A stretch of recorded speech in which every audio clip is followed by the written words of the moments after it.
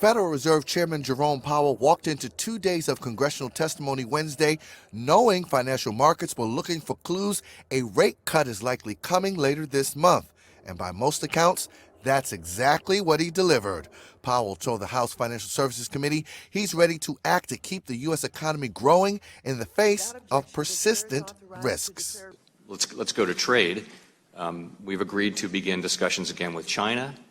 And while that's a constructive step, it doesn't remove the uncertainty that we see as overall weighing on the outlook. So I would say that the bottom line for me is that the uncertainties around global growth and trade continue to weigh on the outlook.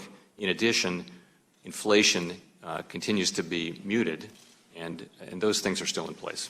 Add to Powell's worry list a global factory slowdown that could blow back on the U.S. economy, concerns about raising the federal debt ceiling, and the potential of financial market disruption caused by Brexit.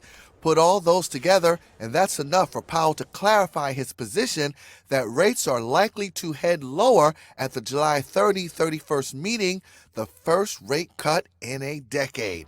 That lit a fire under the stock market. The S&P 500 rallied above 3,000 for the first time ever. The NASDAQ also hit a record high.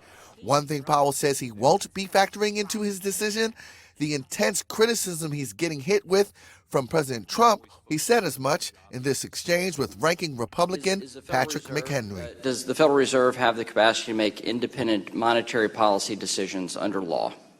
Yes, we do. Is that impeded by people saying negative things about you? We will. Is that enhanced or diminished based off people saying positive or negative things about you? Neither. We will always focus on doing the job you have assigned us, and we will always do it to the best of our ability and based on objective analysis and facts. And what about staying on the job? Chairman, if you got a call from the president today or tomorrow, and he said, "I'm firing you, pack up, it's time to go," what would you do? Well, of course, I would not do that. I can't hear you.